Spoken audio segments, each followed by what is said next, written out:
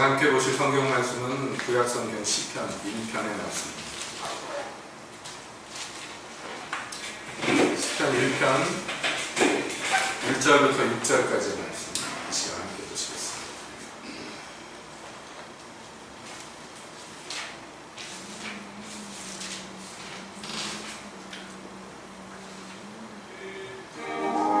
시편 1편. 복 있는 사람은 악인의 배를 쫓지 아니하며 죄인의 길에 서지 아니하며 오만한 자의 자리에 앉지 아니하고 오직 여호와의 율법을 즐거워하여 그 율법을 주야로 묵상하는 자로라. 저는 시냇가의 신랑과 시절을 쫓아 가시를 맺으며 그 잎사귀가 마르지 아니함 같으니 그 행사가 다 형통하여라.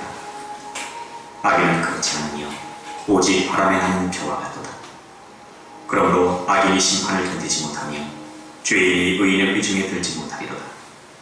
대저 의인의 길은 여호와께서 인정하시나 악인의 길은 망하리로다. 아멘. 하나님, 이 시간 주의 말씀 듣기를 원합니다. 오셔서 말씀하여 주시옵소서. 예수님의 이름으로 기도합니다. 아멘.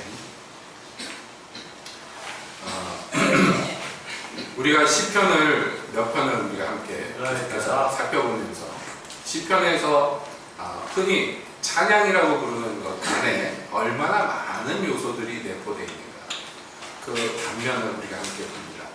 순수하게 하나님을 찬양하는 그런 노래들도 있고요.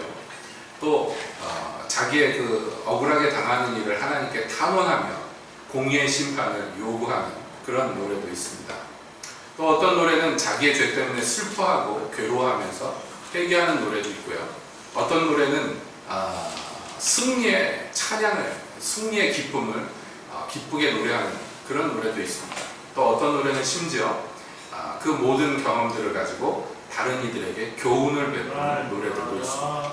이렇게 시편이라고 우리가 그냥 다 한데 묶어서 찬양이라고 얘기하지만 그 안에는 이렇게 많은 요소들이 있죠. 그런데 이 요소들을 한마디로 다르게 표현한다면 그냥 찬양이라고 얘기할 수도 있지만 이 찬양 안에, 시편 안에서 발견되는 이 여러 요소들을 우리가 뭐라고 또 표현할 수 있느냐 하면 바로 신앙생활이라고 표현할 수가 있어요. 그러니까 성도가 하나님과 또 그 하나님을 섬기면서 갖게 되는 그 관계와 교제 가운데에서 하나님과 성도 사이에서 일어나는 모든 상황과 모든 이야기들이 어떻게 보면 이 시편 안에 다 들어있습니다. 그러니까 우리 신앙의 여정에 아주 중요한 이정표이고 그것들의 간증이고 표현일 수가 있는 것들이 이 시편에 무수히 많이 들어있지요. 그런 의미에서 이 시편은 성경 중에서도 아주 중요한 위치를 차지합니다. 그리고 또 한편 생각해보면요, 이렇게 우리가 그냥 찬양이라고 부르는 것 안에, 하나님을 섬기는 그 찬양 안에 얼마나 많은 요소가 들어있는가. 그런데 그 찬양 안에 그러면 모든 성도가 자연적으로 다 들어갈 수 있는 것인가, 우리가 생각해 봐야 합니다. 무슨 말이냐면, 제 표현이 좀 그렇습니다만은 우리가 이것을 신앙생활이라고 얘기할 때 그 신앙생활이 정상적으로 하나님과 성도 간에 있어야 될 정상적인 모양으로 잘 굴러가려면, 잘 이루어지려면 무엇이 필요한가? 오늘 우리는 시편 맨 앞에 있는 노래 시편 1편을 함께 보았습니다. 우리 시편 1편 말씀 다 아실 거예요. 시편 중에서도 되게 유명하잖아요. 여러분들이 익히 아시고 어떤 분들은 아마 이 시편 1편 암송도 하실 줄 알아요. 그런데 이 시편 1편은 공히 모든 사람들이 뭐라고 표현하냐면 시편 전체 서론과 같다 이렇게 얘기합니다. 맞습니다. 시편 이제 노래가 시작될 거예요. 쫙 시작돼서 150편까지 갈 거예요. 굉장히 많죠. 그런데 그 노래들을 시작하기 전에 그 서론격인 노래가 이 시편 1편이고, 다른 식으로 얘기하면 이 시편 1편은 그 시편 전체에 들어가는 문이라고도 이야기할 수 있어요. 왜 그렇게 표현하느냐, 잘 들어봅시다. 시편 1편이 어떻게 구성되어 있는가? 아주 단순합니다. 앞에는 복 있는 사람 얘기, 뒤에는요 악인 얘기, 이렇게 돼 있어요. 가운데를 딱 잘라보면 그렇죠? 앞에 주제는 의인은 어떤 사람인가, 복 있는 사람은 어떤 사람인가고, 뒤에 주제는요 악인은 어떤 사람인가요? 여러분 이상하지 않으세요?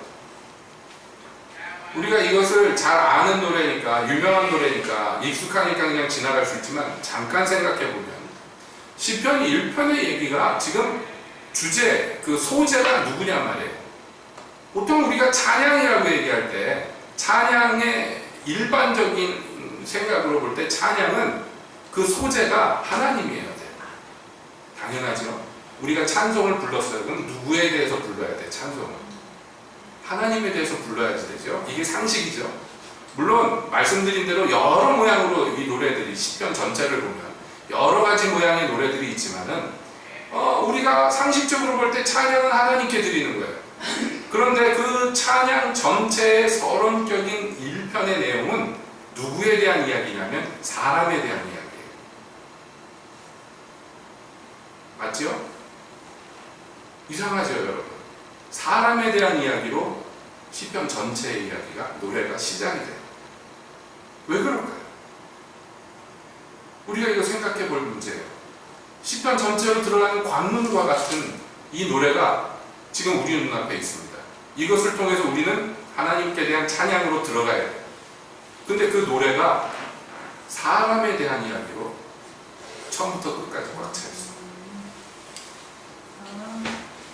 그러면 하나님께서는 왜 이 노래를 하필이면 맨 앞에다가 위치하도록 하셨어요? 왜 사람에 대한 이야기를 맨 앞에다 놓게 하셨을까요?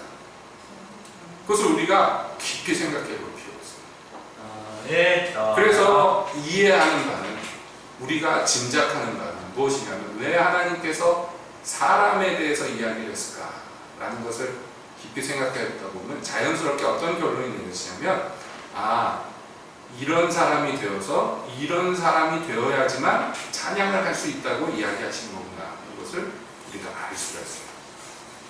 시편 전체의 구성을 볼 때 그것과 흡사한 구조로 되어 있는 부분을 우리가 성경에서 어디서 발견할 수 있느냐면 예수님의 산상수훈에서 발견할 수 있어요. 예수님의 산상수훈은 한마디로 뭐냐면 하나님의 백성은 하나님 앞에 어떤 사람이어야 되는가를 얘기합니다. 산상수훈 전체가요. 마태복음 5장, 6장, 7장이 그 얘기예요. 그런데 맨 앞에 나와 있는 게 뭐냐면 여러분 팔복이 맨 앞에 나와 있어요. 그 전체 얘기 중에 팔복에서 다루는 게 뭐냐면 사람이에요. 하나님의 올바른 법도 바리새인과 유대인들로 말미암아 망가져버린, 그래서 하나님을 만날 수 없게 되어버린 그 하나님의 말씀을 이제 예수께서 다시 회복하면서 새롭게 갱신하시면서 바른 길을 제시하시는데 그 맨 앞머리에 역시 똑같이 누구 얘기로 시작하느냐면 하나님 얘기로 시작하지 않고요, 사람 얘기로 시작합니다. 복 있는 사람은 시편 1편이 그렇게 되어 있죠. 예수님의 팔복은 어떻게 되어 있습니까? 가난한 사람은 복이 있나니 이렇게 되어 있는데 원래 어순으로 하면 복 있다 너 가난한 사람아 이렇게 되어 있어요. 그러니까 어떤 사람에 대한 이야기로 시작이 돼요. 예수님이 공연히 산상순의 이야기를 그렇게 시작하신 것이 아닙니다. 그것은 굉장히 의도적인데요. 그래서 우리는 산상순의 팔복이 맨 앞에 있는 것을 보면서 똑같은 개념으로 시편 1편을 이해할 수가 있어요. 그러니까 하나님을 섬기는 성도와 그 하나님과의 관계 가운데서 일어나는 많은 일들, 이게 시편의 소재들인데 그 모든 노래를 시작하기에 앞서서 우리에게 제시하시는 것은 무엇이냐면 그 노래를 시작할 수 있는 사람, 그 노래에 들어올 수 있는 사람이 누구인가 하는 거예요.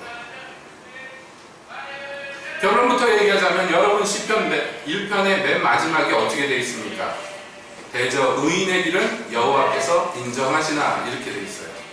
그러니까 여호와께서 인정하시는 사람이 되어야지 여호와와의 관계가 시작이 된다는 거예요. 그렇지 않고 그냥 내 소견에 내가 이렇게 하나님을 섬기면 되겠지, 내가 하나님께 이렇게 찬양하면 되겠지가 아니라는 거예요. 그 찬양이 시작되려면 하나님의 인정, 다른 말로 하면 하나님의 허가가 필요하다는 거예요. 우리가 하나님께 예배도 할 수 있고 제사도 드릴 수 있고 찬양도 드릴 수 있습니다만은, 그러나 하나님이 인정하지 않는 사람의 제사는 하나님께 아무 쓸모가 없고 사람에게도 아무 소용이 없어요. 사람이 이 땅에서 처음으로 하나님께 제사를 드렸는데 가인과 아벨의 제사입니다. 여러분 잘 아시죠? 가인과 아벨의 제사인데요, 하나님께서 가인의 제사는 받지 않고 아벨의 제사만 받으셨어요. 다르게 얘기하면 두 사람이 똑같이 제사를 지냈지만 가인의 제사는 제사가 아니에요. 하나님이 안 받으셨으니까 그건 아무것도 아닙니다. 그냥 사람이 뭔가를 했지만 그것에는 아무 의미가 없어요. 아벨이 한 것만 의미가 있습니다. 똑같은 원리로 이제 시편의 노래들이 시작되기 전에 우리에게 무엇을 주지시키느냐, 1편을 통해서 우리가 이 어떤 노래를 할 수 있어요. 하나님 앞에 탄원할 수 있어요. 하소연할 수 있어요. 기쁨의 소리를 발할 수 있어요. 사람들을 보호할 수 있어요. 그러나 그 모든 일들이 시작되려면 우선 하나님으로부터 인정받아야 돼요. 그래서 이것은 우리에게 어떤 그림을 보여줍니다. 그것은 하나님께서 말씀하신 중요한 명령과 흡사한데요. 이스라엘 백성들이 가나안 땅에 들어가야 됩니다. 하나님의 약속하신 땅에 들어가서 거기에서 이제 하나님을 섬기는 백성이 되어야 되는데 그 가나안 땅에 들어갈 때 하나님께서 뭐라고 명령하시냐면 너희가 가나안 땅에 들어가서 맨 처음 할 일이 있는데 그게 뭐냐 하면 에발산과 그림산에 반씩 나눠 서가지고 하나님의 축복과 하나님의 저주에 대한 말씀들을 읽고 들리고 아멘하게 하는 거예요. 그래서 여호수아 8장에 보면 이제 이스라엘 백성들이 가나안 땅에 들어가서요. 맨 처음에 여리고를 함락합니다. 그 다음에 아이성을 함락합니다. 그게 이제 가나안 땅의 관문이에요. 거기를 다 부서뜨렸어요.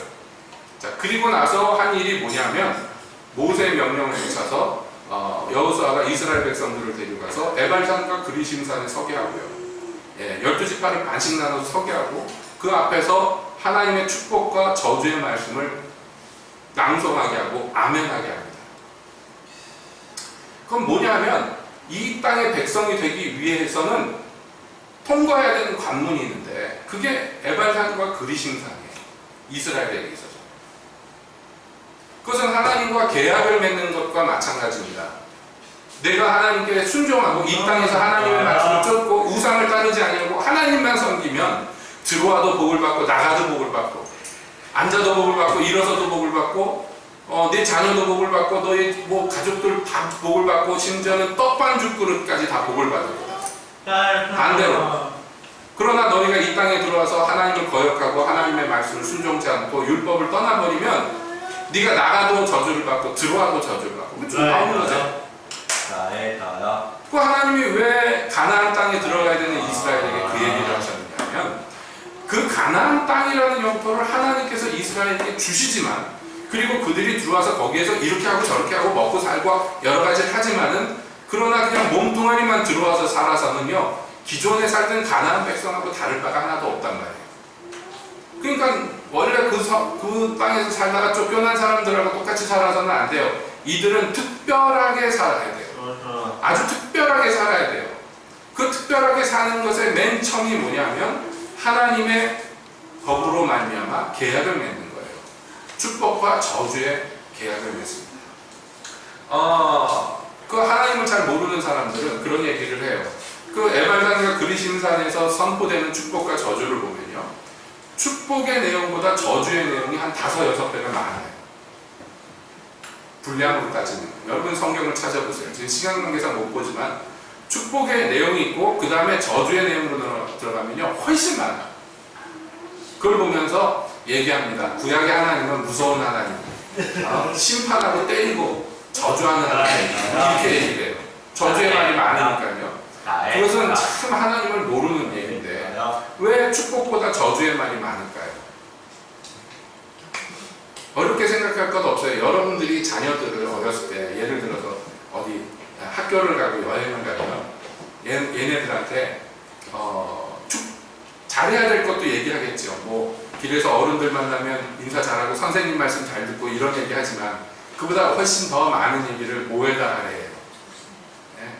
조심해야 될 것, 위험하니까 하면 안 되는 것들, 잘못하면 안 되는 것들에 대한 이야기를 더 많이 합니다. 그러면 여러분들이 자녀들을 저주하는 마음으로 이렇게 더 그런 얘기를 많이 합니까? 아니죠.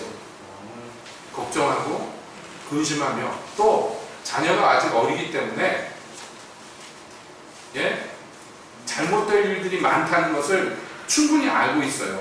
그러니까 그것을 더 조심시키고 그것을 더 주의할 수밖에 없어요. 그 왜 그렇게 하느냐면 그게 사랑이기 때문에. 하나님이 이스라엘에게 왜 저주의 얘기를 더 많이 하느냐면 얘네들의 성향을 아는데 어디로 가기가 더 쉬워. 저주받으러 가기가 훨씬 쉬워요. 나쁜 짓 하는 것에 더 전문가예요.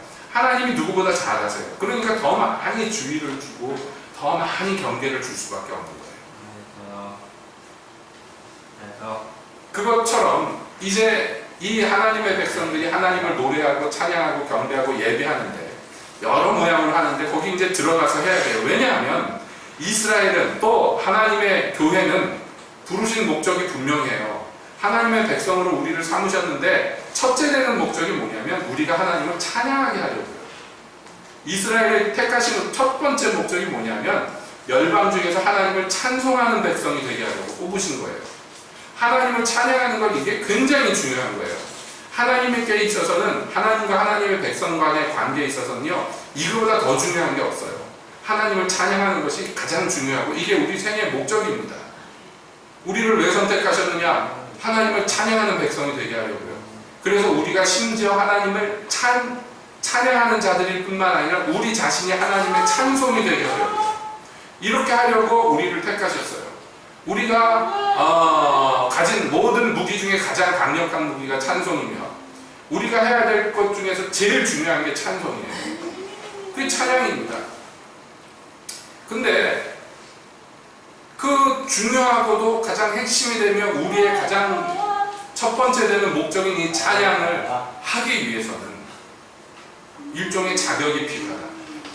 아무나 거기에 함부로 제 발로 들어갈 수가 없는 것이에요. 거기에는 중요한 자격이 있어요. 그 자격을 뭐라고 얘기하느냐 하면 의인이라고 얘기합니다. 시편 1편에서 의인만 하나님 찬양할 수 있어요. 어떤 분이 저한테 그런 얘기를 했어요. 목사님, 그러면 죄인은 하나님 찬양하면 안 됩니까? 하나님 찬양하면 돼요. 아니, 하나님을 찬양해야 돼요. 죄인들도. 그러나 하나님을 찬양해야 되지만 죄 중에서 찬양하는 건 안 돼요. 이해가 되세요? 예? 죄인은 죄를 벗어야 돼요. 그리고 찬양해야 돼요. 그것은 마치 무엇과 같으냐면 하나님의 초청을 받아가지고 하나님의 잔치에 왔어. 왕의 잔치에 왔는데 예, 그거 참 은혜잖아요. 원래 거기 들어올 사람들이 거절하고 안 들어왔기 때문에 원래 거기 들어오면 안 되는 사람들이 불려 들어왔어요. 거지와 장님과 절뚝발이와 안진뱅이와 이런 사람들, 뭔가 부족하고 그래서 율법적으로 보면 하자가 많은 사람들, 그래서 왕의 잔치에 참여할 수 없는 사람들이 불려 들어왔어요. 참 감사하고 은혜롭죠? 그런데 불려 들어왔다고 해서 다 되는 게 아니에요. 거기 들어오려면 뭘 해야 되느냐면 예복을 입고 들어와야 돼요. 예복을 안 입고 들어오면 어떻게 됩니까? 왕이 이렇게 보다가 친구여, 왜 자네는 예복을 입지 않았습니까? 성경이 말합니다. 저가 유구무원이거든. 할 말이 없는 거예요. 아, 내가 그 집에 예복을 어떻게 입어요? 이런 말이 없어요. 그 예복은 돈 주고 사는 부자들만 입는 그런 옷이 아니기 때문입니다. 그래서 예복을 안 입은 자들은 쫓겨나요. 그 자리까지 불려왔다가 쫓겨난단 말이에요. 그래서 부름받은 자는 많지만 선택받는 자는 적은 것이 천국의 법칙입니다. 이게 원리죠. 마찬가지입니다. 우리가 하나님을 찬양하려면 일정의 자격 요건을 취득을 해야 돼요. 그냥 하고 싶다고 막 하는 게 아니에요. 하나님 찬양하는 것은. 마음이 무거우신가요? 어떠신가요? 이 제 얘기가 아니라 성경 얘기라서. 그러니까 목사님, 죄인은 찬양하면 안 되나요? 네, 안 됩니다. 죄인은 찬양 전에 뭐부터 해야 됩니까? 손발을 씻고 세수부터 해야 돼요. 왕을 아련하려면 그거부터 해야 되는 거예요. 자, 그렇게 해서 이제 찬양을 하게 되면, 찬양하는 자리에 합당한 사람이 되면 그 사람은 뭐라고 불리느냐? 그 사람은 복 있는 사람이다, 이렇게 돼 있어요. 복 있는 사람, 우리말 성경에 복 있는 사람은 이렇게 시작하는데 여기 복 있다는 것은 두 가지 면이 있어요. 첫 번째는 축복을 받았다 하는 면, 이 사람이 복이 있다는 것은요, 축복을 받았다 하는 면이고, 두 번째는요, 이 사람은 행복하다 하는 거예요. 이 두 가지 의미가 여기 복 있는 사람 안에 다 들어있어요. 축복을 받은 사람이며 동시에 행복한 사람이에요. 그러니까 이 사람은, 복 있는 사람은 이렇게 얘기했는데 다른 얘기를 하면 행복한 사람은 이렇게 해도 되는 거예요. 그 사람은 행복해요 지금. 왜냐하면 하나님의 축복을 받았기 때문이에요. 그런데 복 있는 사람은 그러면서 이런 축복을 받았네 저런 축복을 받았네 시작하지 않고 이 사람은 무엇을 안 한다 라는 얘기로 시작을 해요. 말씀드렸죠? 찬양하려면 죄 중에 앉아서는 안 된다고요. 무엇을 끊고 무엇과 멀리하고 무엇과 떨어져야지 시작이 되는 거예요. 이 노래가. 그럼 무엇과 멀리 되느냐 하면 복 있는 사람은 첫 번째 악인의 꾀를 쫓지 않는다. 두 번째 죄인의 길에 서지 않는다. 세 번째 오만한 자의 자리에 앉지 않는다. 이걸로 이 노래가 시작해요.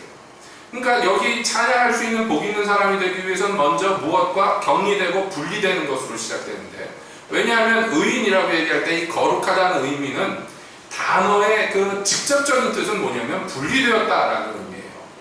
떨어졌다라는 의미입니다. 무리가 있는데 그 중에서 따로 나왔다라는 것이에요.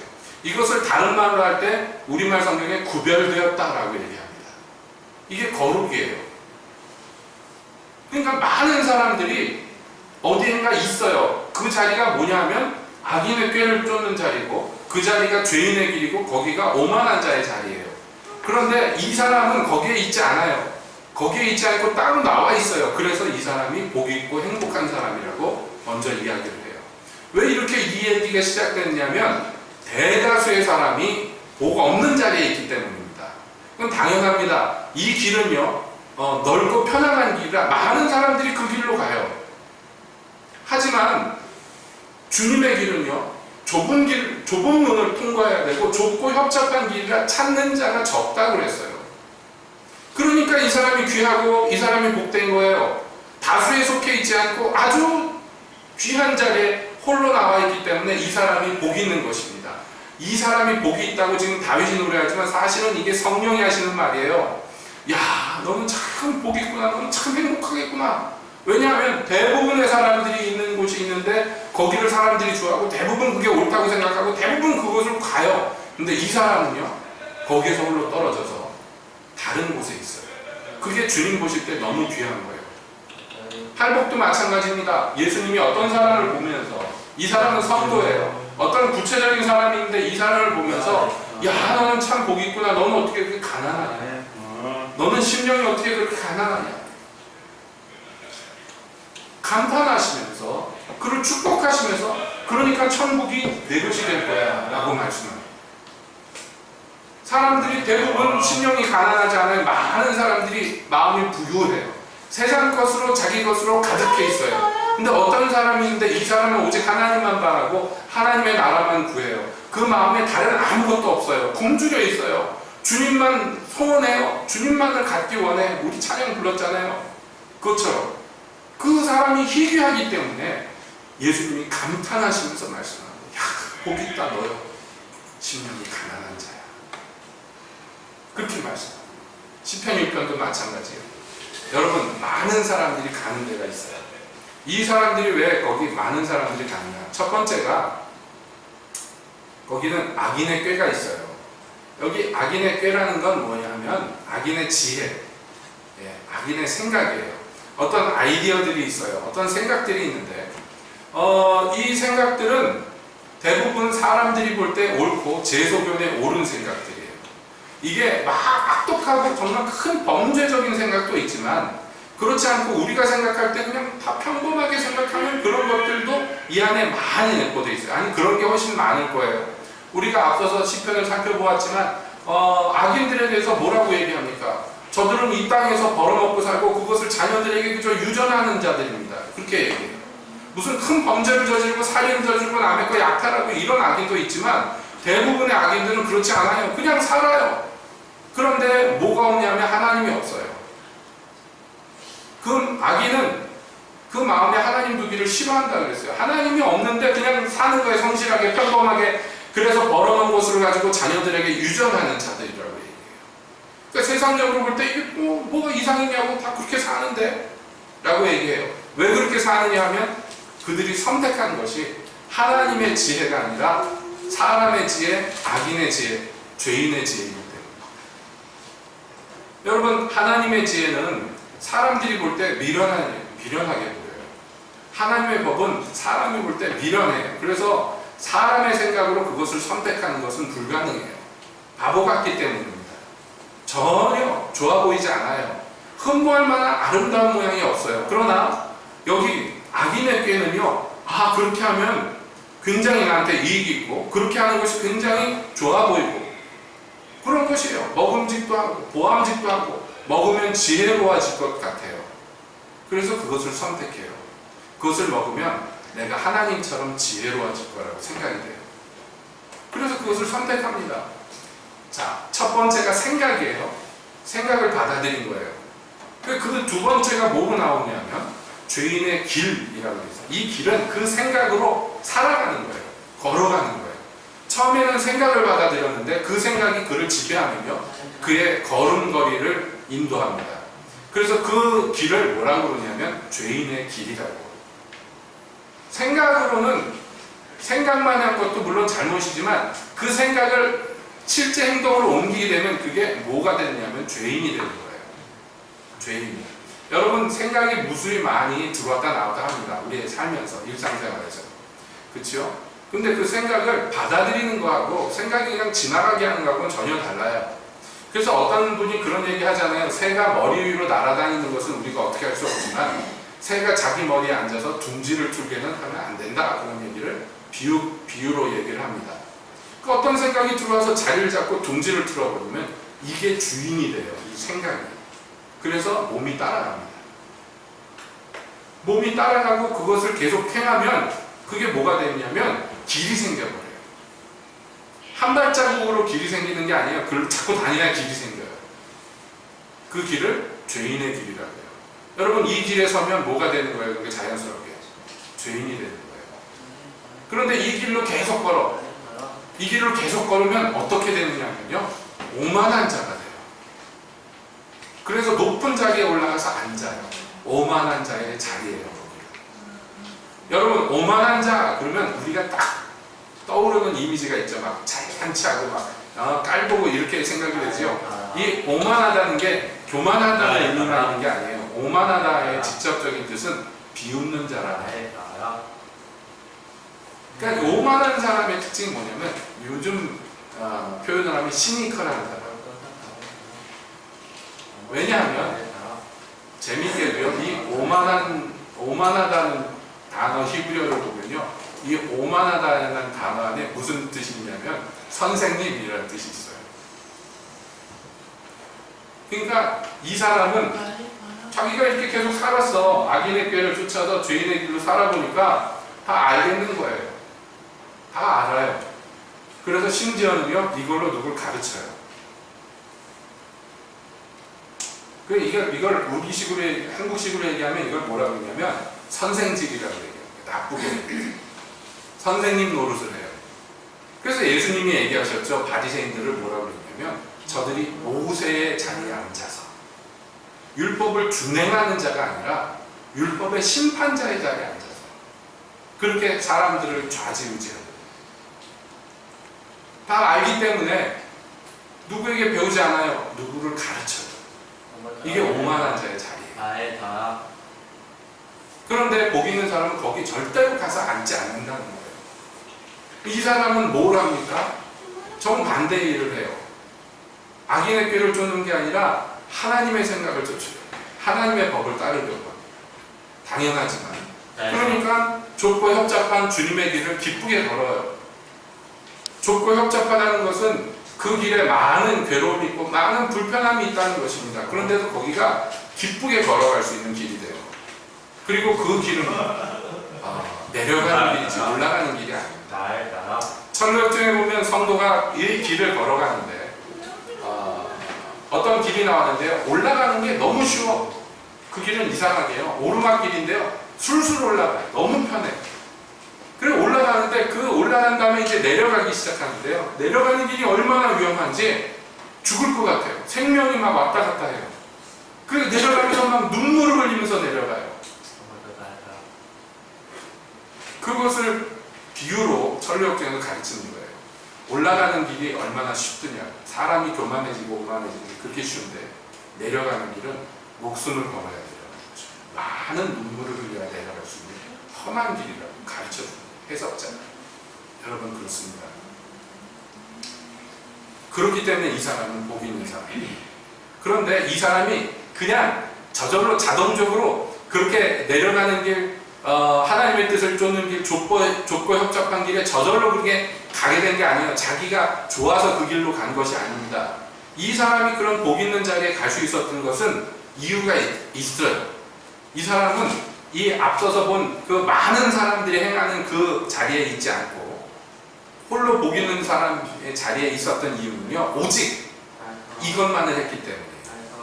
뭘 했느냐 하면 여호와의 율법을 즐거워하여 그 율법을 주야로 묵상하는 자다. 이렇게 되어 있어요. 하나님의 법이 있는데, 하나님의 법이 있는데 사람들이, 여러분 이 시편 1편도 그렇습니다. 모든 성경이 대부분 그렇습니다만은 이거는 이방인들과 이스라엘과에게 전부 얘기하는 게 아니라 이건 이스라엘에게만 부르는 노래예요. 하나님의 백성들에게만 부르는 노래다. 그러니까 이스라엘 백성인 이상 율법을 지켜야 된다는 것은 다 알아요. 그리고 본인 생각에도 내가 하나님의 법을 지켜야 돼 라고 생각합니다. 아주 악인들이 아닌 이상 하나님의 법은 맞아, 내가 꼭 지켜야 되는 법이야 라고 생각할 거예요. 그런데 문제는요, 그 법을 들여다보면요, 골치가 아프고 신물이 넘어와요. 해야 된다는 건 알아요. 안 하면 벌 받는다는 것도 알아요. 그런데 마음에 들지가 않고 괴로워요. 여러분, 사람들이 공연히 악인의 꾀가 귀에 들어오는 게 아니에요. 왜 그게 왜 좋아 보입니까? 왜 악인의 꾀가 더 나아 보입니까? 하나님의 법을 들여다봤더니 이게 나랑 너무 안 맞는 거예요. 너무 힘들고 하나님의 법대로 산다는 게 그냥 읽어봐도 힘든데 이대로 살아야 된다는 걸 생각하면 암담한. 지금도 마찬가지죠. 여러분, 우리가 성도로 살면서 내가 이거 해야지, 이렇게 해야지 라고 분명히 알아요. 그게 옳다는 것도 알아요. 근데 그렇게 하기가 싫은 거예요. 또는 그렇게 하기가 너무 힘든 게 너무 많아요. 안 그렇습니까? 나를 미워하고 나에게 못되게 구는 사람한테 가서 먼저 화해 손길을 내밀고 먼저 사랑한다고 얘기하기가 쉬워요? 여러분 성격에 맞아요? 아닙니다. 이거 우리 성경이 잘. 어떻게 해야 된다는 걸 몰라서 못하는 것도 있지만 어떻게 해야 되는지 알지만 그게 마음에 들지 않기 때문에 안 하는 거예요. 그 대신에 뭘 선택하냐면 악인의 꾀를 선택합니다. 악인의 꾀가 말씀드렸잖아요. 무슨 살인, 강도, 방화 이런 굉장한 범죄만 있는 게 아니에요. 그냥 타협하고 평범하게 살 수 있도록 만들어주는 것들이 대부분이에요. 악인의 꾀라는 것이요. 그 사람들이 그것을 많은 사람들이 선택하는 것은 다 이유가 있는 거예요. 그러나 이 복 있는 사람은요, 율법을 들여다봤는데 그게 너무 즐거워요. 이 사람한테 그 법이 너무 좋아요. 여러분, 이것이 다윗의 시편의 공통점입니다. 여호와의 율법에 대한 이야기가 나오면 그게 내 입에 꿀보다 더 답니다 라고 얘기해요. 이 사람은 근본적으로 하나님의 말씀을 너무 좋아해요. 근데 여기서 우리가 분명히 알아야 되는 것은요, 하나님은 이런 분이다. 성경이 이렇게 얘기할 때 있어요. 하나님은 좋으신 분, 하나님은 은혜의 하나님, 하나님은 자비와 긍휼이 무궁하시다, 이런 식으로 표현하는 게 많죠. 그런데 몇몇 표현들은요, 하나님은 이것이다 라고 얘기하는 게 아주 있어요. 몇몇 표현. 예를 들어서 하나님은 사랑이시다 이렇게 얘기해요. 성경에 요한일서에서요. 그러니까 하나님은 사랑이 많으시다 이렇게 해도 맞는 얘기인데 이상한 표현입니다. 하나님은 사랑이다 라고 얘기하면 조금 얘기가 달라져요. 그러면 사랑이 하나님이에요? 하나님이 사랑이다 그랬으면 사랑이 하나님입니까? 그건 아닌 것 같은데 사랑이 그렇게 중요할까? 예, 하나님은 사랑이 많다라고 얘기해도 되지만 성경은 그 이상을 얘기하고 싶어요. 하나님은 완전히 사랑이에요. 하나님은 완벽히 사랑으로 꽉 차 있어요. 그래서 하나님과 사랑이 마치 동무여처럼 쓰여요. 그런 것처럼 쓰이는 게 몇 가지 있는데 그 중에 하나가 뭐냐면요, 하나님의 말씀을 하나님과 동무여로 씁니다. 말씀이 육신을 입어 라고 얘기해요. 태초에 말씀이 계시니라 라고 얘기해요. 그래서 이 하나님은 곧 말씀이에요. 그래서 이 말씀이 태초부터 하나님과 함께 계셨고 이 말씀이 곧 하나님이시더라, 이렇게 요한복음에서 얘기해요. 그 말씀이 육체를 입으니까 그 예수님이에요. 그러니까 하나님과 하나님의 말씀은 별개의 것이 아니고 하나님이 창조한 창조물도 아니고 하나님과 하나님의 말씀은 동무여로 쓰인단 말이에요. 이건 굉장히 특별한 표현인데, 마찬가지로 하나님의 율법을 이 사람이 왜 즐거워하느냐면 하나님의 율법, 다른 표현을 하면 하나님의 말씀인 그 하나님을 좋아하기 때문이에요. 여러분, 왜 사람들이 하나님의 말씀을 부담스럽게 생각하고 힘들어하고 어렵게 생각하냐면 하나님을 안 사랑해서 그런 거예요. 근본적으로 하나님과 하나님의 말씀은 별개가 아니에요. 하나님으로부터 나온 하나님의 말씀은 곧 하나님이셔요. 그래서 하나님의 입에서 나오는 모든 말씀으로 사람이 양식을 삼아 삽니다. 왜요? 그 말씀이 곧 예수님이시며 예수님이 말씀합니다. 내 살과 내 피를 마셔야 된다고. 이게 신령한 음료고 이게 신령한 떡이라고 얘기합니다. 이걸 먹어야지만 사람이 살 수 있다고 얘기합니다. 그러니까 하나님의 말씀을 왜 좋아하느냐면 하나님을 좋아하기 때문이에요. 이 사람이 하나님을 사랑하니까 하나님의 말씀이 너무 좋은 거예요. 하나님과 하나님의 말씀이 별개가 아니기 때문에. 그래서 너무 사랑하는 게 하나님의 말씀이기 때문에 예배 시간에만 잠깐 듣거나 아니면 특별한 시간만 정해가지고 그때만 이렇게 들여다보는 게 아니라 이 사람은 하루 종일 주야로 그것을 읽고 또 묵상해요. 하루 종일 읽으면 좋겠지만 하루 종일 읽을 수는 없잖아요. 하루 종일 읽을 수는 없지만 많이 읽다가 그 다음에 읽지 않는 시간, 내가 무슨 일을 하거나 밖에 나가서 농사를 하거나 뭐 이런 시간에도 마음에 항상 이 말씀이 있어서 그게 자꾸 생각나고 깊이 생각되고 묵상합니다. 그러니까 이 사람은 악인의 꾀가 하찮게 보이고 그것이 가치가 없어 보여요. 그러니까 악인의 꾀에 마음이 흔들리지 않아요. 그게 미련한 것이 뻔히 보이기 때문입니다. 하나님의 법이 그 사람 안에 왕성할수록 여러분, 악인의 꾀는요 그 사람에게 영향을 끼치지 못해요. 그렇기 때문에 당연한 얘기지만 그 사람은 죄인의 길을 싫어해요. 안 가야지! 그래서 안 가는 것도 있겠지만 그거보다는 더 중요한 게요, 그게 마음에 안 들고 그게 싫어요. 왜냐하면 이 사람은 하나님의 말씀을 좋아하기 때문에 이 사람은요 좁고 협착한 길이 훨씬 즐거워요.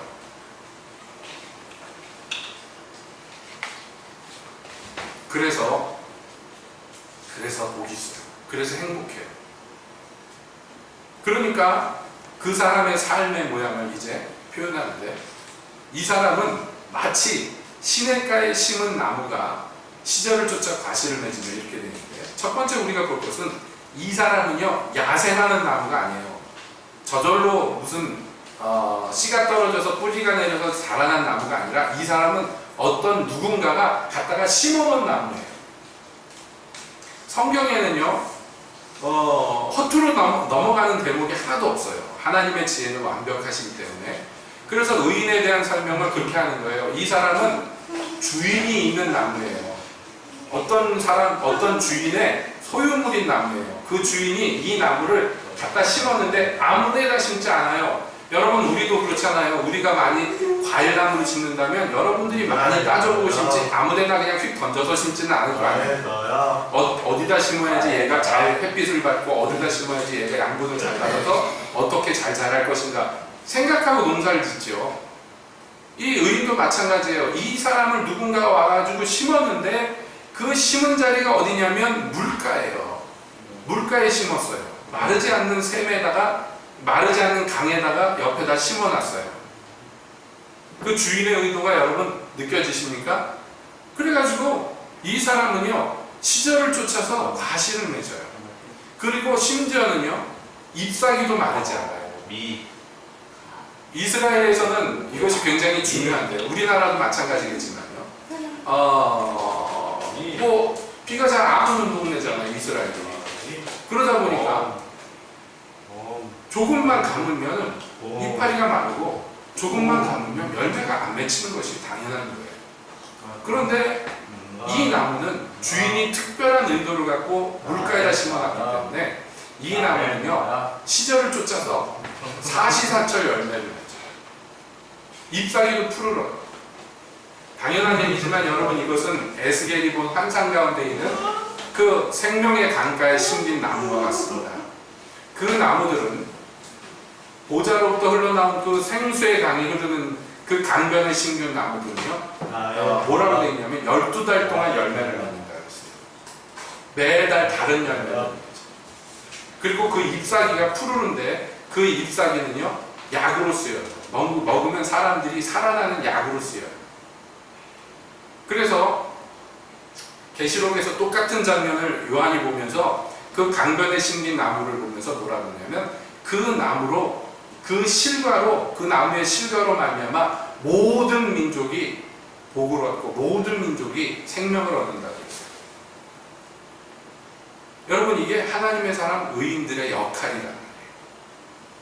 우리가 그 생수의 강에 심겨져서 그래서 그 뿌리가 그 물에 다 있으면 그래서 생수의 근원이신 하나님으로부터 그 물이 내게로 계속 공급이 돼요. 그러면 이 사람은 열매를 많이 맺게 됐어요. 이 사람은 예수님이 말씀하셨죠. 내가 포도나무고 너희는 가지니 이 사람이 내 안에 있고 내가 저의 안에 있으면 이 사람은 많은 열매를 맺는다 그랬어요. 여러분 우리가 심긴 이 터는 오직 예수 그리스도의 터입니다. 그래서 고린도전서 3장에서 사도 바울이 얘기했어요. 이 나무 우리가 이 터에 심겼는데 주의하여서 거기에다가 우리가 무엇을 쌓아둘 것인가를 주의하여서 쌓아두라고 얘기했어요. 거기에서 우리가 결실을 하는 것 가지고 주님께서 나중에 달아오시는 것입니다. 우리가 맺는 열매들이요 사람들을 살리고 소성케 할 뿐만 아니라 그것들이 결국에는 우리에게 복으로 되더라, 우리의 상급으로 되더라고요. 사도 바울이 성도들을 향해서 얘기했어요. 너희가 내 열매이며 너희가 내 멸류관이다 그랬어요.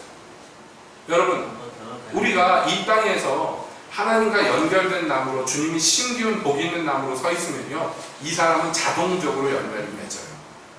근데 열매가 안 맺히는 것은 뭐냐 하면 이 나무에 문제가 있기 때문이에요. 이 나무가 원래대로 기능하지 않고 죄인의 길에 있거나 오만한 자의 자리에 있거나 악인의 꾀를 쫓고 있으면 열매가 맺힐 수 없어요. 그 열매는요 다 무엇으로 맺히는 열매냐면 육신의 열매가 맺히지 결코 성령의 열매가 맺히지 않아요. 당연하지요. 생수의 강에서 나오는 그 생수를 빨아들이지 않으면 이 나무 자체로는 아무것도 할 수가 없어요. 그래서 그 행사가 그가 하고자 하는 모든 일들이 주님 손 안에서 다 형통한다 그랬어요. 왜냐하면 하나님을 사랑하는 자, 하나님의 사랑을 입는 자는요 모든 것이 합력하여 선을 이루게 하시는 주님의 손 안에 있다. 지금은 슬프고 울음이 기숙할지라도 그러나 밤이 지나고 아침이 되면요 그게 기쁨의 노래가 되도록 주님이 만드신단 말이에요. 결국은 의인의 결국은 그런 것을 형통이다. 그러나 악인은 그렇지 않다.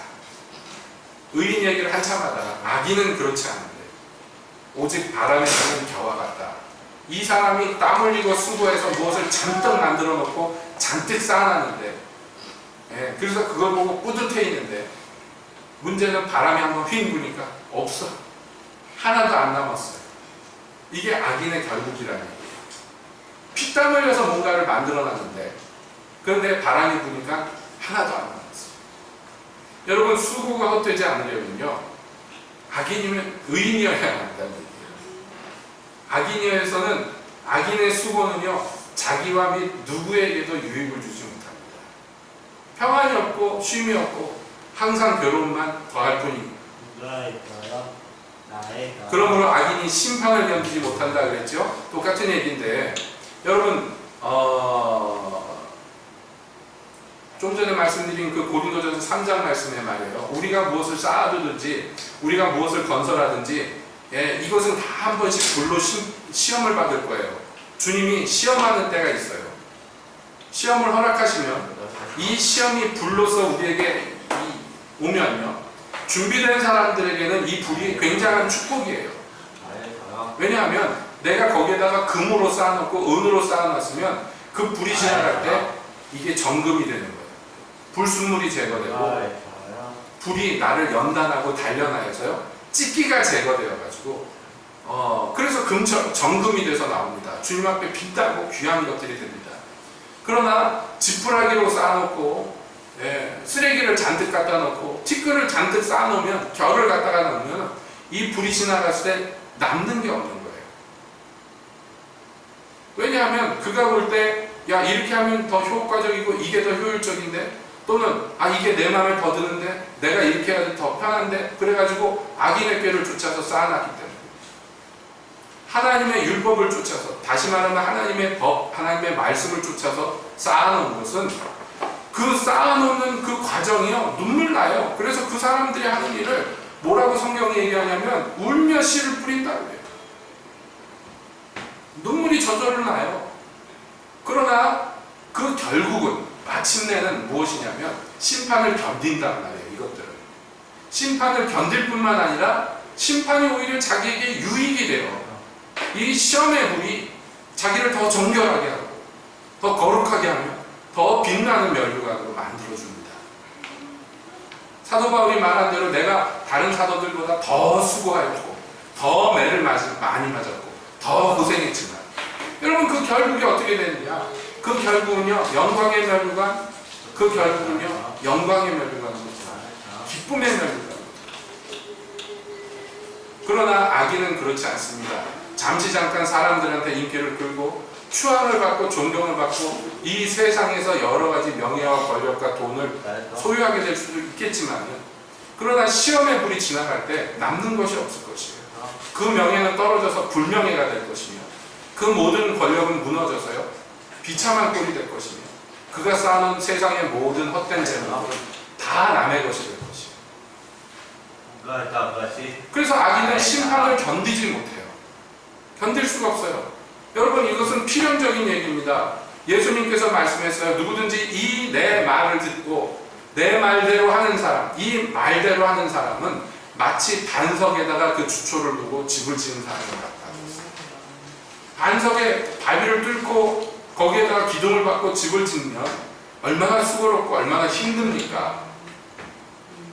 그러나 내 말을 듣고 그 말을 순종하지 않는 자는 마치 모래에 집을 짓는 것 같아요. 모래에다가 기둥을 박고 집을 짓 때 너무나 수월하고 편합니다.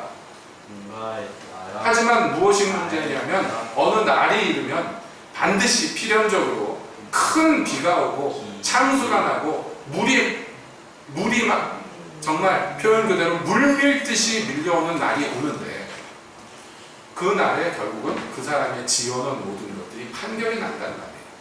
주의 말씀을 따라 지어놓은 사람은 비가 많이 오든 말든 상관이 없어요. 왜냐하면 주초를 그 반석에 둘 까닭입니다.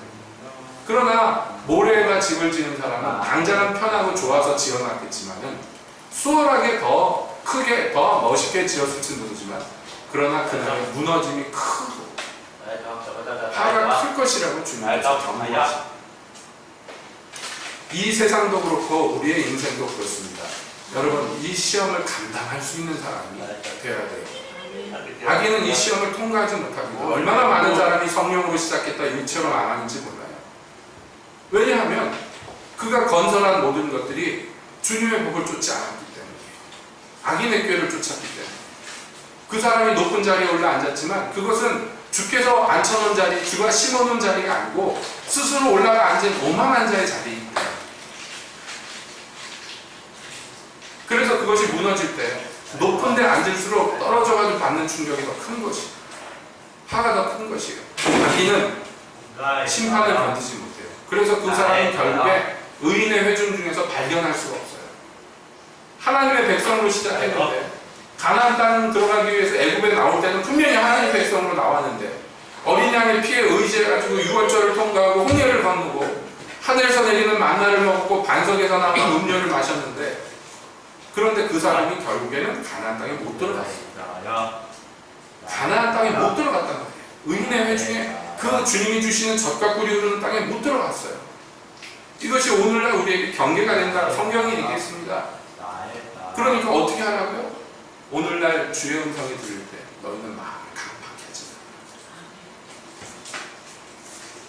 여러분, 우리가 악인의 꾀를 쫓고 죄인의 길에 서고, 죄인의 길을 걷고 오만한 자의 자리에 앉을 때 하나님께서 그냥 구경만 하시지 않아요.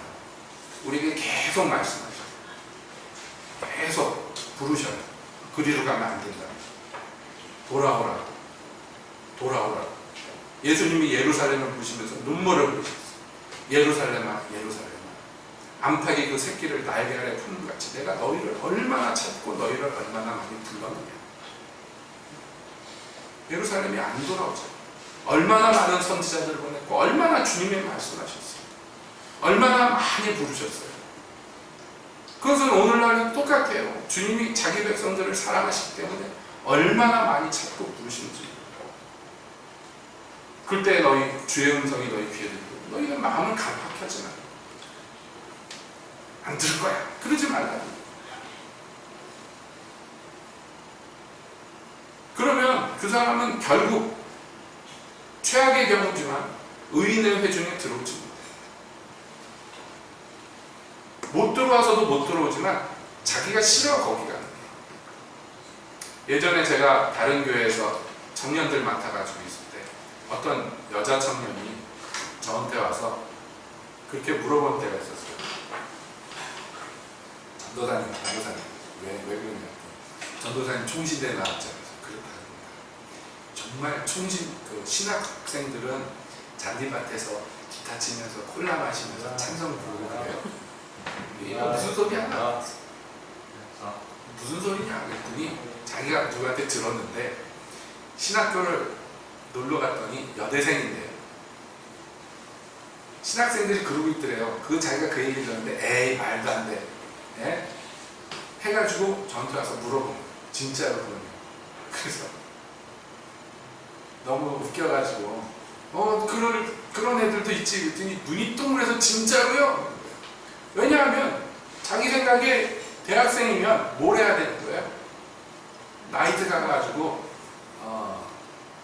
왜 해야 되는 게 이 모든 주변에 있는 아이들이 다 그렇게 살고 자기도 그렇게 사는데 그 친구가 좀 그런 쪽에 발달한 친구였어요. 그런데 어떤 얘기를 듣는데 그게 현실 세계에서 그런 게 진짜 있다는 얘기를 듣고 너무 충격을 받아요. 자기 또래 애들이 그렇게 사는 애들이 있다. 뭐냐면 그게 좋아 보이지도 않고 그게 웃기고 황당한 얘기지. 이 즐겁고 행복하고 재미난 이 대학 생활에 지금 살고 있는 자기로서는 그 얘기는 정말 무슨 만화 같은 얘기, 동화 같은 얘기. 제가 그렇다고 얘기해 주니까 눈이 동그래서 충격받던 그 얼굴이 기억이 나요. 여러분, 악인이 의인의 회중에 못 들어오는 것은 자격이 안 돼서도 못 들어오지만 원하지 않기 때문에 못 들어오는 거예요. 그게 뭐 좋아 보입니까? 예수쟁이들이 고리타분하게 있는 게. 그렇죠? 여러분, 이 시간에 우리가 예배를 드립니다만 젊은이들이 지금 이 시간을 뭐라고 부르냐? 불금이라고 그러잖아요. 불타는 금요일. 울진에서는 잘 모르겠지만 토시감은 지금 불금이에요. 이 즐거운 시간에, 이 재미난 시간에 할 게 얼마나 무궁무진 많고 얼마나 재미난 게 많아요. 근데 여기 와가지고 고리타분하게 찬송하고 기도하고 설교 듣고 앉아있어요. 그 사람들 눈에 볼게 이게 매력적으로 보이지 않아요. 좋아 보이지 않아요. 그러니까 의인의 회중에 들어올 마음이 없어요. 들어오고 싶은데 못 들어가면 차라리 난데 원하지 않아요. 미련해 보이기 때문입니다. 유대인들은 지혜를, 표적을 구하고 헬라인은 지혜를 구하지만 그들은 그게 더 가치가 있어 보이고 그게 제일 좋아 보이지만 그러나 그리스도 예수의 복음은 미련한 것이, 미련한 십자가의 도예요. 좋아 보이지 않기 때문에 안 오는 거예요. 좋아 보이는데 누가 안 오겠습니까? 이게 좋아 보이는데 악인의 꾀가 더 좋고 죄인의 길이 더 즐겁고 오만한 자의 자리가 자기를 행복하게 해주면 거기 갈 수밖에 없어요. 금지해서 되는 것 아니고 막아서도 되는 것 아니고 뒤에서 밀어서도 되는 것 아니에요. 여러분, 의인의 회중 가운데 들어와 하나님을 찬양하고 거기서 하나님과 교제하는 게 즐거워져야지. 그런 사람이 되는 것이 그게 해답이죠. 그렇기 때문에 사람이 어떻게 생각하든 중요한 것은요, 하나님은 그러나 의인들만 인정하죠. 이스라엘아, 너희는 행복한 자들이구나. 하나님이 너희를 아시고 너희를 자기 백성이라고 부르시지 않습니다. 선지자들이 말합니다. 그게 진짜 행복이에요. 그런데 악인들은 그게 가치가 없고 즐거운 얘기가 아니에요. 그래서 악인이에요. 악인은 그 마음에 하나님 두기를 싫어하기 때문에. 그래서 결국은 뭐냐? 자기가 좋아 보이고 자기가 이렇게 하면 될 것 같고 이게 성공의 길이고 이게 행복의 길이라고 선택한 그 길은 결국 망하게 될 것이라. 악인의 길은 망한다 라고 결론을 지어요. 말씀을 마치면서 다시 처음으로 돌아갑니다. 시편에 들어가는 관문, 우리가 하나님을 찬양하고 이 노래를 부르려면, 그래서 자격 요건이 되려면 우리는 악인이어서는 안 된단 말이에요. 악인이어서는 이렇게 찬양할 수 없어요. 뿐만 아니라 악인들은 이렇게 찬양하는 걸 원하지 않아요. 좋아하지 않아요. 그래서 이 문으로 안 들어와요. 제발로. 들어오고 싶어도 못 들어오지만 안 들어온단 말이에요. 죄인은 찬양하면 안 되나요? 제가 안 된다고 얘기했지만 안 되는 게 아니라 못하는 거예요.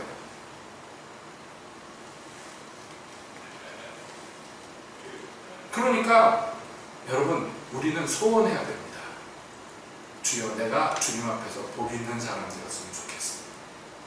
자기가 원해야지. 자기가 등 떠밀어서 될 일이 아니에요. 자기가 원해야 돼요. 여러분, 우리가 교회만 왔다 갔다 해서 될 일이 아니에요. 내가 이것을 소원해야 돼요. 주님이 인정하시는 자리, 이것이 행복하고 주님의 말씀이 꿀같이 단 그 자리, 나는 거기에 있기를 원합니다. 세상 그 아무도 하나님 예배하지 않을 때 나 혼자라도 찬양하는 자, 나 혼자라도 예배하는 거기에 있기를 내가 소원합니다.